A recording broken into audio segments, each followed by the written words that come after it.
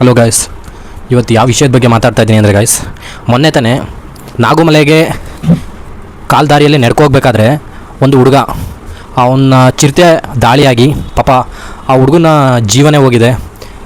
ಇದು ಹೆಂಗಾಗುತ್ತೆ ಅಂದರೆ ಗಾಯ್ಸ್, ಅವ್ರ ಮನೆಯವರೆಲ್ಲ ಮಾದೇಶ್ವರನ ಬೆಟ್ಟಕ್ಕೆ ಹೋಗಿರ್ತಾರೆ. ಸೊ ಅಲ್ಲಿಂದ ನಡ್ಕೊಂಡು ಹೋಗ್ಬೇಕಾಗಿರುತ್ತೆ ನಾಗುಮಲೆಗೆ ಹೋಗೋದಕ್ಕಿಂತ 6 ಕಿಲೋಮೀಟ್ರ್ ಏನಿರುತ್ತೆ ಬೆಟ್ಟದಿಂದ, ಅಲ್ಲಿಂದ ನಾಗುಮಲೆಗೆ ಕರ್ಕೋಗಿ ಯೂಶ್ವಲಿ ವ್ಯಾನಲ್ಲಿ ಬಿಡ್ತಾರೆ. 100 ರೂಪಾಯಿ ತಗೊಳ್ತಾರೆ ಸೀಟ್ಗೆ.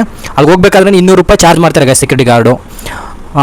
ಇದು ಕಂಪ್ಲೀಟ್ ವೀಡಿಯೋ ನಾನು ಏನಕ್ಕೆ ಮಾಡ್ತಾಯಿದ್ದೀನಿ ಅಂದರೆ, ಫೆಬ್ರವರಿ 21ನೇ ತಾರೀಕು ನಾವು ಇಲ್ಲಿಂದ ಬೆಂಗಳೂರಿಂದ ಮಾದೇಶ್ವರನ ಬೆಟ್ಟಕ್ಕೆ ಹೋಗಿದ್ದು.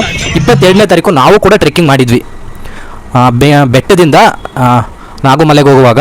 ಸೊ ಅದಕ್ಕೆ ನಾನು ಗೊತ್ತಿದೆ ನನಗೆ ಯಾವ ಥರ ರೂಟ್ ಇದೆ, ಅದು ಯಾವ ರೀತಿ ಆಗುತ್ತೆ ಅಂತ. ನಮ್ಗೆ ಮುಂದೆ ಹೋಗ್ಬೇಕಾದ್ರೆ ಚಿರತೆ ಅಟ್ಯಾಕ್ ಆಗಿತ್ತು ಅಂತ ಹೇಳ್ತಾ ಇದ್ರು. ಅವಾಗ ಪರಿಚಯ ಇತ್ತು ನೋಡಿ, ಶಿವರಾತ್ರಿ ಟೈಮಲ್ಲಿ. ಅದಕ್ಕಿಂತ ಮುಂಚೆನೂ ಚಿರತೆ ದಾಳಿ ಆಗಿದೆ, ಹೋಗ್ಬಿಡಿ ಅಂತ ತುಂಬ ಜನ ಹೇಳಿದರು. ಸ್ವಲ್ಪ ಜನ ಏನೂ ಇಲ್ಲ ಆ ಥರ ಹೋಗ್ಬೋದು ಅಂತ ಹೇಳಿದರು. ನಾವು ಅರಣ್ಯ ವಿಹಾರ ಆ್ಯಪಲ್ಲಿ ಹೋಗಿ ಡೌನ್ಲೋಡ್ ಮಾಡಿದಾಗಲೂ ಗಾಯ್ಸ್ ಅದು ಓಪನ್ ಇತ್ತು, 200 ರೂಪಾಯಿ ಚಾರ್ಜ್ ಮಾಡಿದ್ರು.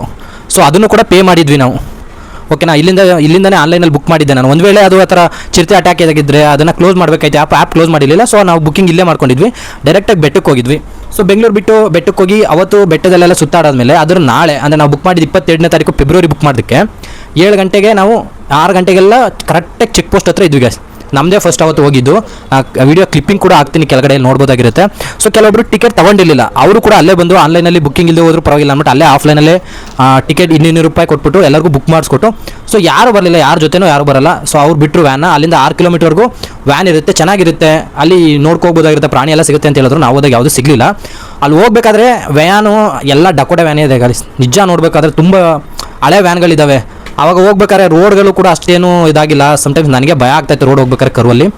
ಆವಾಗ ಹೋದರೆ ಅಲ್ಲಿ ಆ ಒಂದು 6 ಕಿಲೋಮೀಟರ್ ಆಗಬೇಕಾದ್ರೆ ನಿಲ್ಲಿಸ್ತಾರೆ ವ್ಯಾನು. ಅಲ್ಲೆಲ್ಲ ಊಟ ತಿಂಡಿ ಎಲ್ಲ ಇದೆ, ಸ್ಕೂಲ್ ಇದೆ ಒಂದು ಅಲ್ಲಿ. ಸೊ ಅಲ್ಲಿಂದ ಟ್ರೆಕ್ಕಿಂಗ್ ಸ್ಟಾರ್ಟ್ ಆಗುವಂಥದ್ದು. ಅಲ್ಲಿಂದ ಇನ್ನೊಂದು 6 to 7 ಕಿಲೋಮೀಟರ್ ನಡಿಬೇಕಾಗುತ್ತೆ. ಅಲ್ಲೆಲ್ಲೂ ಮೈಲು ಹಾಕಿಲ್ಲ, ಅದು ಬೆಟ್ಟನ ಇಳಿಯೋ ರೀತಿ ಇದೆ. ಒಂದೆರಡು ಹಳ್ಳಿ ಸಿಗುತ್ತೆ ಗಾಯ್ಸ್ ನಿಮಗೆ ಅಲ್ಲಿ ಹೋಗ್ಬೇಕಾದ್ರೆ.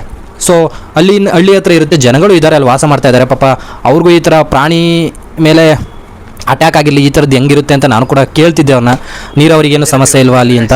ಸೊ ಅಲ್ಲಿ ಬಾವಿ ಇದೆ, ಯಾಕಂದರೆ ಬೆಟ್ಟದ ಮೇಲೇ ಎಲ್ಲ ನದಿಗಳು ಹುಟ್ಟೋದಲ್ವ. ಸೊ ಅಲ್ಲೂ ಫಾರೆಸ್ಟ್ ಆಗಿರೋದ್ರಿಂದ ನೀರಿಗೇನು ಪ್ರಾಬ್ಲಮ್ ಇರಲಿಲ್ಲ ಅಲ್ಲೂ ಕೂಡ.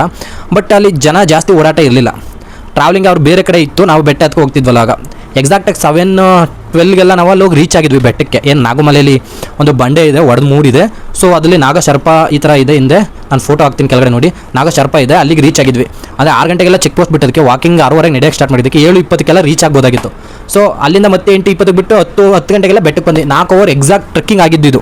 ಇವಾಗ ಏನು ಪ್ರಾಬ್ಲಮ್ ಆಗಿದೆ ಅಂದರೆ, ಆ ಹುಡುಗ ಅವ್ರು ಹೋಗಿದ್ವಾಗ ಯಾರು ಸೆಕ್ಯೂರಿಟಿ ಗಾರ್ಡ್ ಬರಲ್ಲ, ನಮ್ಮ ಜೊತೆನೇ ಬರಲ್ಲ. ಪಾಪ ನಾವು ಹೋಗ್ಬೇಕಾದ್ರೆ ತುಂಬ ಜನ ಬರ್ತಾಯಿದ್ರು.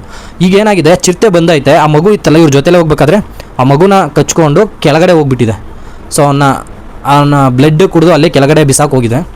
ಅದು ನೋಡಿದ್ರೆ ನಿಜ ಕಳ್ಕಿತ್ತು ಬರುತ್ತೆ ಗಾಯ್ಸ್, ಆ ರೀತಿ ಇದೆ. ಸೊ ಯಾರು ಜವಾಬ್ದಾರಿ ಹೊತ್ಕೊಳ್ತಾರೆ ಈಗ? ಅರಣ್ಯ ಸಚಿವ ಖಂಡ್ರೆ ಅವರು ಏನು ಮಾತು ಕೊಟ್ಟಿದ್ದಾರೆ ಇವಾಗ ಅಲ್ಲಿಗೆ ನಿಷೇಧ ಮಾಡಿದ್ದಾರೆ ನಿಜವಾಗ್ಲೂ, ಯಾರೂ ಹೋಗಬಾರ್ದು ಅಂತ. ಸೊ ಇವಾಗ ಕ್ಲೋಸ್ ಮಾಡ್ತಾರೆ. ಪಾಪ ಇವಾಗ ಆಗಿರೋ ಇನ್ಸಿಡೆಂಟ್ಗೆ ಯಾರು ಮನೆ ಹೊತ್ಕೊಳ್ತಾರೆ ಅಂತ. ಆ ಮನೆಯವರು ಆ ಪಾಪು ಕಳ್ಕೊಳ್ತಾರೆ, ಆ ಮಗು ಕಳ್ಕೊಳ್ತಾರೆ, ಆ ಪೇರೆಂಟ್ಸ್ ವೇದನೆ ಹೆಂಗಿರುತ್ತೆ ಅಂತ ಈಗ ನಿಜಕ್ಕೂ ಬೇಜಾರಾಗುತ್ತೆ ಈ ಥರ ಎಲ್ಲ ಆದರೆ. ಸೊ ಬೆಟ್ಟಕ್ಕೆ ಅಂತ ಹೋಗಿ ಅಲ್ಲಿಂದ ನಾಗುಮಲೆಗೆ ಕಾಲು ನಡಿಗೆಯಲ್ಲಿ ಹೋಗಿ ದೇವರ ಆಶೀರ್ವಾದ ಪಡೆದು ಬರಬೇಕು ಅಂತ ತುಂಬ ಜನ ಅಂದ್ಕೊಂಡಿರ್ತಾರೆ. ನನಗೂ ಅದೇ ಅನಿಸಿದ್ದು, ಇಲ್ಲಿಂದ ಹೋಗುವಾಗ ನಾಗುಮಲೆಗೆ ಹೋಗಬೇಕು, ನೋಡಿ ಬರಬೇಕು ಅಂತಲೇ. ಅಲ್ಲಿ ಹೋಗಬೇಕಾದ್ರೆ ಈ ಥರ ಇನ್ಸಿಡೆಂಟ್ ಆಗಿರೋದು ನಿಜಕ್ಕೂ ಬೇಜಾರಿನ ಸಂಗತಿ. ಸೊ ಆ ಮಗು ಇನ್ನಿಲ್ಲ ಅಂತ ಅವ್ರ ಮನೆಯವರು ಆ ಒಂದು ನೋವನ್ನು ಭರಿಸುವಂಥ ಶಕ್ತಿ ಕೊಡಲಿ ಅಂತ ದೇವ್ರ ಹತ್ರ ಕೇಳ್ಕೊಬೋದಾಗಿರುತ್ತೆ.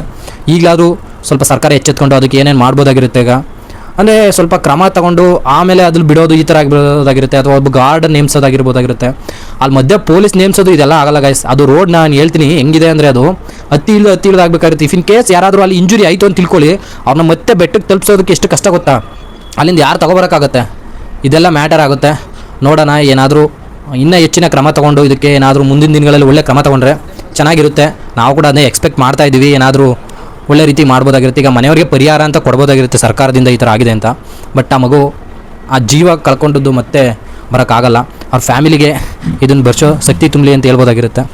ಎಲ್ಲೆಲ್ಲಿಂದನೂ ಗಾಯ್ಸ್ ಆ ಥರ ದೇವ್ರ ದರ್ಶನಕ್ಕೆ ಅಂತ ಹೋಗಿರ್ತಾರೆ. ಈ ಥರ ಆದರೆ ಬೇಜಾರಾಗುತ್ತೆ. ಶಿವರಾತ್ರಿಗೆ ಹೋಗ್ಬೇಕಾದ್ರೆ ಇದೇ ರೀತಿಯಲ್ಲಿ ನದಿ ಹರಿತಾ ಇರುತ್ತಲ್ಲ, ಸೊ ಅಲ್ಲಿ ನೀರು ಬಿಡೋದನ್ನು ಅವಾಯ್ಡ್ ಮಾಡಿರ್ತಾರೆ. ಸೊ ಕಾಲ್ನಡಿಗೆಯಲ್ಲಿ ತುಂಬ ಜನ ಬರ್ತಾರೆ ಅಂತ ಮಹಾಶಿವರಾತ್ರಿ ಈ ಸರಿ ಆಗಬೇಕಾದ್ರೆ ನಾನು ಶಿವರಾತ್ರಿಗೆ ಹೋಗ್ಬೇಕಂತ ಪ್ಲ್ಯಾನ್ ಮಾಡಿದ್ದೆ. ಬಟ್ ಅದು ತುಂಬ ರಶ್ ಆಗುತ್ತೆ ಅಂತ ಹೋಗಿರಲಿಲ್ಲ. 1 ವೀಕ್ ಆದಮೇಲೆ ನಾವು ಹೋಗಿದ್ದು. ಅಂದರೆ 22 ಅಂದರೆ 14th ಶಿವರಾತ್ರಿ ಇದ್ದಿದ್ದು ಫೆಬ್ರವರಿಯಲ್ಲಿ. ಆವಾಗ ಅದ್ರ ಬಿಫೋರೇ ಒಂದ್ಸಲಿ ಚಿರತೆ ದಾಳಿ ಆಗಿದೆ ಅಂತ ಹೇಳ್ತಾಯಿದ್ರು. ಆವಾಗ ಸ್ವಲ್ಪ ಹೈ ಅಲರ್ಟ್ ಆಗಿ ಸೆಕ್ಯೂರಿಟಿ ಎಲ್ಲ ನೇಮಿಸಿ ಎಷ್ಟೋ ಜನ ಕಾಲ್ನಡಿಗೆಯಲ್ಲಿ ಬರ್ತಾರೆ ಅಂತ ಕ್ರಮ ಕೈಗೊಂಡಿದ್ರು. ಬಟ್ ಈ ಒಂದು ಅಚಾತುರ್ಯ ನಡೆದಿರೋದು ನಿಜಕ್ಕೂ ಹೇಳ್ಕೊಳಕ್ಕಾಗಲ್ಲ. ಆ ರೀತಿ ಬೇಜಾರಾಗುತ್ತೆ. ಈಗ ನಮ್ಮ ಮನೆ ಮಕ್ಕಳು, ನಮ್ಗೆ ಗೊತ್ತಿರೋ ರಿಲೇಟಿವ್ ಮಕ್ಕಳು ಆಗಿದ್ದರೆ ನಮ್ಗೆ ಹೆಂಗೆ ಅನ್ಸುತ್ತೆ, ಇಷ್ಟು ದಿನ ನಮ್ಮ ಜೊತೆ ಇದ್ದವರು ಆ ಥರ ಇನ್ನಿಲ್ಲ ಅಂತ ಆದಾಗ, ಅದು ದೇವ್ರ ದರ್ಶನಕ್ಕೆ ಹೋಗ್ಬೇಕಾದ್ರೆ ಈ ಥರ ಅಂದಾಗ ಯಾರು ಹೊಣೆ ಹೊತ್ಕೊಳ್ತಾರೆ? ನಿಜಕ್ಕೂ ಬೇಜಾರಿನ ಸಂಗತಿ.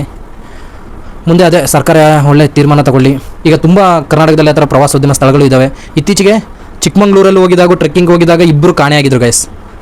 ಅಲ್ಲೂ ಒಬ್ಬಳು ಅಲ್ಲೇ ಎಲ್ಲೋ ಮರೆಯಾಗಿದ್ದು ಮತ್ತೆ ಸಿಕ್ಕಿಲ್ಲ, ಇನ್ನೊಬ್ಳು ಶವವಾಗಿ ಸಿಕ್ಕಿದ್ಲು.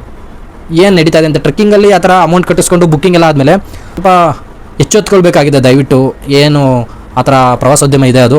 ಸೊ ಈ ಥರ ಏನಾದರೂ ಬ್ಯಾಡ್ ಇನ್ಸಿಡೆಂಟ್ ಆದರೆ ಪ್ರವಾಸೋದ್ಯಮಕ್ಕೆ ಕುತ್ತು ಬರುತ್ತೆ ನಿಜವಾಗ್ಲೂ.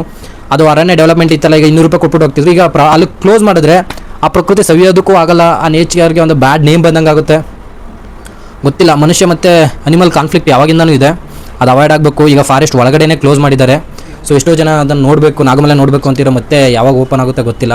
ಅದೆಲ್ಲ ಕ್ರಮಗಳು ತಗೊಂಡು ಆಮೇಲೆ ಪರ್ಮಿಷನ್ ಕೊಡ್ತಾರಾ ಇಲ್ವಾ ಗೊತ್ತಿಲ್ಲ. ಒಟ್ನಲ್ಲಿ ಈಗ ಆಗಿರೋ ಇನ್ಸಿಡೆಂಟಿಂದ ಮನುಷ್ಯಗೆ ಬೇಜಾರಾಗುತ್ತೆ ಗೈಸ್. ಸೊ ಈ ವಿಡಿಯೋ ನೋಡಿ ಲೈಕ್ ಮಾಡಿ ಅಂತ ಹೇಳೋಕ್ಕೂ ಒಂದು ಸ್ವಲ್ಪ ಬೇಜಾರಾಗುತ್ತೆ, ಯಾಕಂದರೆ ಈ ಥರ ಇನ್ಸಿಡೆಂಟ್ ಮತ್ತೆ ನಡಿಬಾರ್ದು ಅಂತ ನಾನು ಹೇಳ್ತೀನಿ. ಸೊ ಅದೇ ಈಗ ಫಾರೆಸ್ಟ್ ಕ್ಲೋಸ್ ಮಾಡಿದ್ದಾರೆ, ಅದೊಂದು ನೋಡಬೇಕು. ಅವ್ರ ಮನೆಯವರು ಪಾಪ ಎಷ್ಟೆಲ್ಲ ಕಣ್ಣೀರು ಹಾಕಿರ್ತಾರೆ, ಅಷ್ಟು ವರ್ಷದಿಂದ ಮಗನ ಸಾಕಿ. ಓಕೆ ಗೈಸ್, ಇಷ್ಟೇ ವಿಡಿಯೋ. ಬೇರೆಯವ್ರಿಗೆಲ್ಲ ಈ ವಿಷಯ ತಲುಪಲಿ, ಅವ್ರಿಗೂ ಕೂಡ ಕಳಿಸಿ. ಹೋಗೋಕ್ಕಿಂತ ಮುಂಚೆ ಆ ಥರ ಬುಕ್ಕಿಂಗ್ ಏನಿರುತ್ತೆ ಅದಿಲ್ಲದೆ ಹೋದ್ರು ಸೇಫ್ಟಿ ಇಲ್ಲದೆ ಎಲ್ಲಿಗೂ ಹೋಗೋಕೆ ಹೋಗ್ಬಿಡಿ ಅಂತ ಹೇಳೋಕ್ಕೆ ಇಷ್ಟಪಡ್ತೀನಿ. ಮಾದಪ್ಪ ಎಲ್ಲರಿಗೂ ಒಳ್ಳೇದು ಮಾಡಲಿ ಅಂತ ಕೇಳ್ಕೊಳ್ತೀನಿ. ಓಕೆ ಮಾದಪ್ಪ.